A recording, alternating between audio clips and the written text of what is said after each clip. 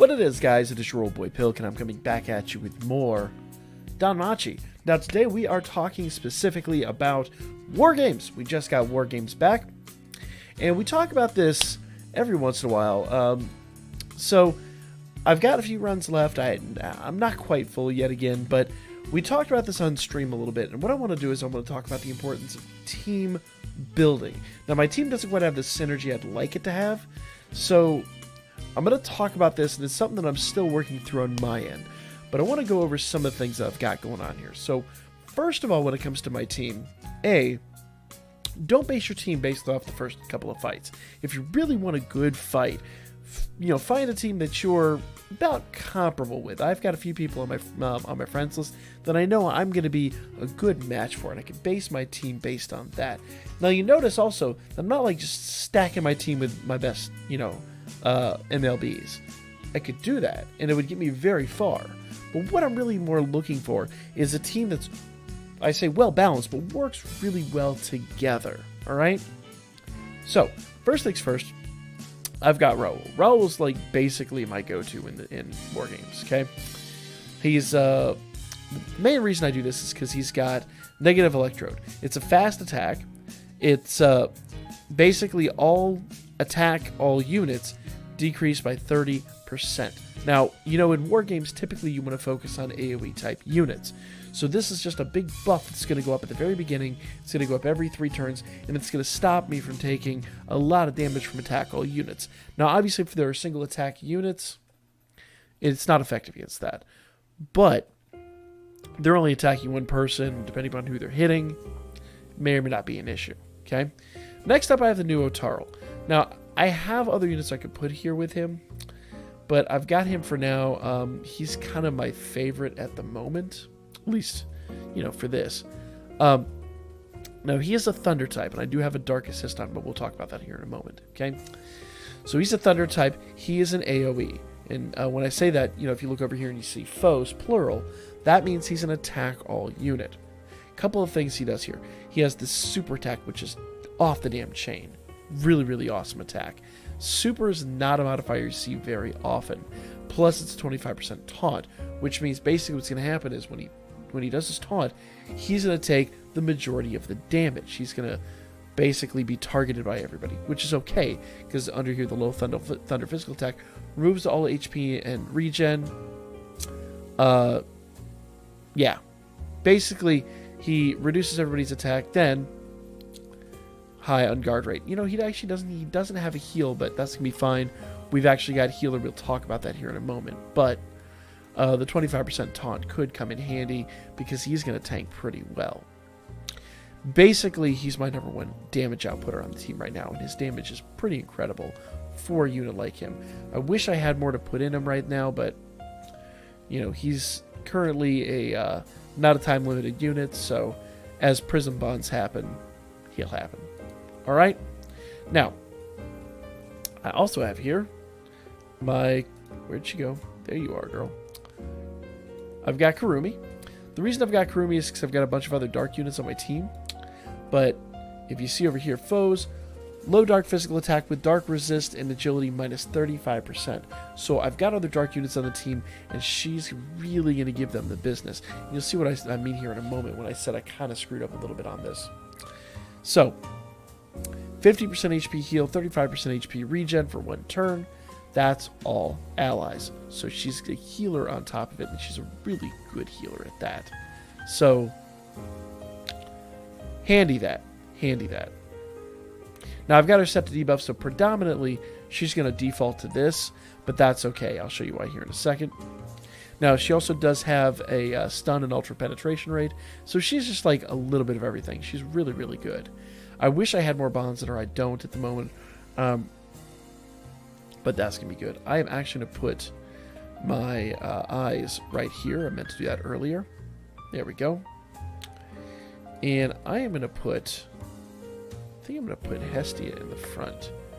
Because, A, she's got a little bit more health. B, if you notice, this Hestia...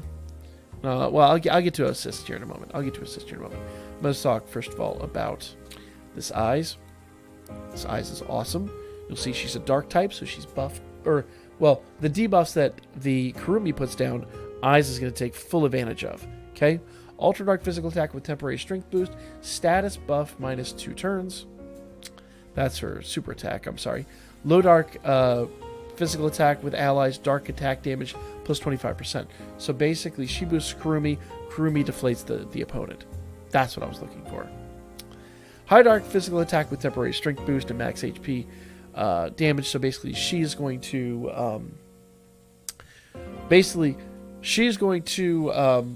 heal herself. So she's just really awesome. She's kind of stands alone.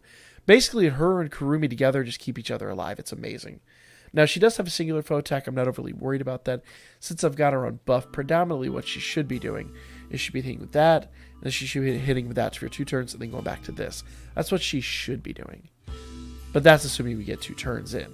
Most of the people we're going to be facing are just going to be wiped out immediately. Okay? Let's go back over here. Now, you notice some of these units I don't have the right equipment on. I'm going to go back and fix that because I'm still working on the team. So, notice that my my Aiz has poison. Let's go over here to Hestia. All allies, null ailments. So that means poison shouldn't affect her. And poison's a popular thing right now because what poison does is just basically gives you just a basic health deficiency every turn, and this could slowly kill you. This stops poison. Stops poison. I think it stops sleep and stun. I could be wrong about that, but I know poison 100% is the number one thing I'm mostly worried about here. All right? Slow, too. If you have, like, see, I've got this Hestia over here that does slow. That should be considered an ailment. It should stop slow. I believe it does. So 60% slow and critical rate plus 8%. So this is really handy to have. Now, you'll notice, if I go back out here, that Hestia is on that Kurumi. So if Kurumi gets squished, I'm not overly worried about it. She was there. She was doing a good job. But she's mostly just there to play with Aiz. Aiz and Kurumi are going to work really well together. Okay? Now, you'll also notice I do have a Dark Assist on that Otarl. So, the Dark Assist on Otarl, actually, I could probably move this over to Kurumi and then do the slow on Otarl, but I really want Otarl to last. So, Dark Resist minus 10%, that's going to help out the other two, and Critical Rate plus 10% is going to be awesome. Critical Rate is really what's going to help out Otarl right there. Now, you'll also notice that the status that he gives a decent amount of HP, a lot of physical attack, equal amount of magic attack.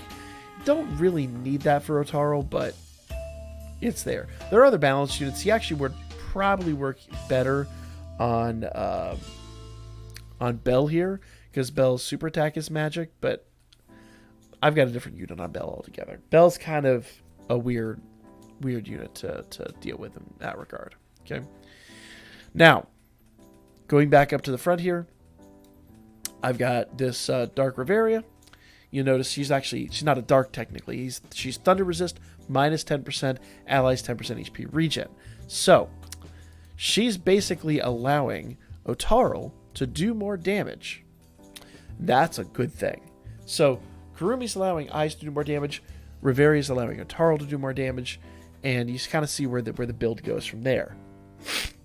Now, realistically, I could probably move that Dark Bell over to Kurumi, but the reason I'm not going to do that is because I don't want Otarl to squish. Otarl's going to be one of my biggest damage outputters, so I'm a little worried about him getting a little squishy in that regard. Now, Finn is kind of a backup for me. Finn is, I believe he's a light type if recollection serves. Let's go in here. So I don't really have any good... Yeah, he's a light type. I don't have any good units for him. But he does do physical attack with strength and magic minus 25%. It's kind of a good backup if need be, but I don't really foresee needing him.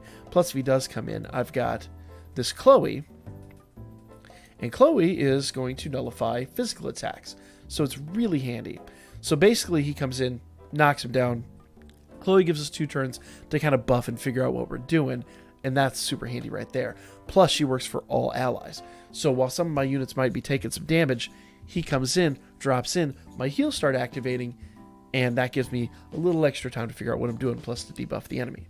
Worst comes to worst, I've got kind of my Team go-to, I've got Honor Bell. Honor Bell's really freaking good and just, I mean, all around the board, just a great unit. Like I said, I probably could put the Dark unit on here, but I really want to save him for last. So his Ultra Fire Magic attack is his super attack, and you see all these just basic attacks. They don't really have a type necessarily. He kind of predates a lot of the types. The fire attack is just his super, so, and that's indexed to strength. So basically what I want is I want the most strength I can get out of this unit. So if you see his physical attack is insane. His physical attack is ridiculous. So is his agility, if I'm honest. Physical attack is 2,387, and that's because this Hestia right here, she's kind of the greedy Hestia. She's just 30% strength, but no allies, just for Bell. So if Bell comes up, she'll help Bell work, and that's what's important to me. Plus you see that strength stat is just insane. So let's go ahead and do a War Games run. This is not getting too deep into War Games. This is just showing you kind of how I've been working on my team and building my team. And I know that I have some other better units that I need to bring into the game. So this time around, I'm really looking to build a team with a lot of synergy and to get a little further. See there, you just saw Otaro, that little red thing that popped up over him. That again, that's his taunt. And that kind of means that they're targeting him instead of the rest of the team. He kind of becomes the... he becomes a little bit of the... ooh, he just got squished. Oof. Oof. Alright, but now you see where Chloe comes in and gets working. I think this team is way better than where they're at currently in the game. This is somebody who's rising through the ranks like me. So, there we go. Alright, Raul's about to get taken out. But you see, the team's holding its own pretty well. I'm going to have to go look at this team, because this team is pretty gnarly. This team is not on the level to show. Either that, or my team synergy is just way off. Alright, go girl. Alright, remember with all those buffs that she's got, that should do a ton of damage. Oh yeah, look at that. Their healer's the only thing keeping them going now. So they've got 2 healers, and while that's a good tactic from time to time, the biggest problem you're going to have here is that if they don't, like Sasvi can do some attacks, so Sasvi might actually mess up a couple of my units. Oh, it tickled. Yeah, no, they're dead. So the healers can keep each other alive for a bit of time, but it's not a long-going tactic. If you could get your... because I used to run double healers. The problem is, if one of the healers gets taken out, your team's done. If your attackers get taken out, it's just a matter of time. So, I don't like that tactic. I don't run healers anymore during War Games, because typically during War Games, you don't need all that. I didn't look at the team. I should have looked at the team. Let's run one more of these just to make sure, because I shouldn't be getting that... It shouldn't be that much trouble this early in the game. Really shouldn't be. But sometimes, when it's this early in War Games, or especially like when the weekend first kicks off, sometimes you run into some teams that are doing crazy things. But yeah, I'm not getting the kind of damage I expect out of my units, so I'm going to have to go reevaluate. If I had Bell on the front lines, this team would be done. So yeah, we've got to do a little more reevaluation. I know Dark is kind of my best, but I've got really good Thunder too, so yeah, we'll take a look. That team should not have taken that long. So as you can see, I've still got a little bit to do on my team as well. Well, actually, that team's not so bad. Not the worst. But, yeah, we've got a lot going for us. So basically what I'm trying to say is, go through your teams, start thinking about what you want to do. Like, I could probably swap out Otaro for another dark type. Let's see if I've got any dark types that would work. Boom, boom. So we're just going to wipe out everything here, and we're going to look at the dark types, okay? So, that's right, Mikasa, but I'm going to do Levi, okay? Look at Levi's stat. So now Levi is heavily boosted by Bell there, and Levi's skills, I forget what he's got. Let's take a look here. Now I could run Mikasa. And Mikasa would hit like crazy, but she's a single attack unit, so I don't like running her during War Games. She's a good backup, but not one I like to run. Alright, so Dark Physical Attack. Attack damage plus 75% for 4 turns. That means he's going to be hitting like an absolute boss. Mid-Dark Physical Attack with Self-Strength plus 60% for 4 turns. So he's doing even more damage. And then High Dark Physical Attack with Ultra on counter rate. So basically he's boosting himself to the moon. So let's see how much different the team is with him. Just to give you an idea what a little change like that can make. Considering I've got so much other Dark out there on the field. In fact, I might be able to swap out Raul. But I really do like that that little thing he does. This little trick right here is amazing. All right, we got to give it at least till turn 2 to see what he's worth. All right, here we go. Ooh, good hit. Not quite what I'd like to see, but he and Aiz are working well together. Now, you saw what happened there. Kurumi squished. That's an unfortunate side effect of the way the game is played. So that tells me if she's squishing at this level, let's go look at our opponents. If she's squishing at this level, that means I need to do something serious to increase her. Now, I do have some star bonds. I'm trying to avoid putting those into her, but, well, yeah, no, I'm clearly going to have to. So I'm working on team synergy still. And when I say team synergy, I mean like units will work well together. So I've got great dark units, but I probably just need to put a little more into them. So that is basically war games, guys. Really start thinking about that. You want to debuff your opponents. You want to buff everybody up. You want everything to go well. I've got a good debuff in Kurumi. I've got buffs in both Aiz and Levi. They should be doing great stuff. The other thing to do would be to go here to this Hestia, and I can compare the Chloe to her. So see, the Chloe's got more strength, so she might be the right choice in this situation.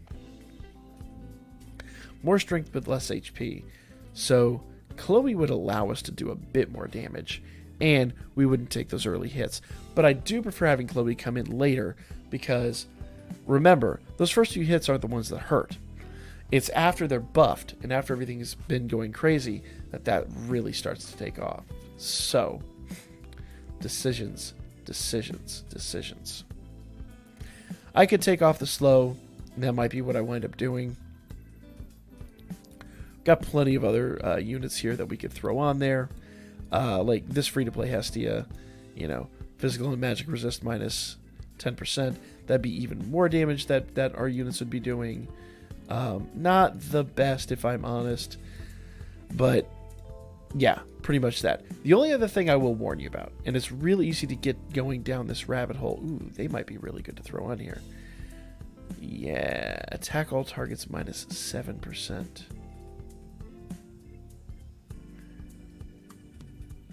So that's basically the same thing that that Raul's doing. They double up on. Now, this actually brings me to a really valid point. So I'm going to throw them on the team.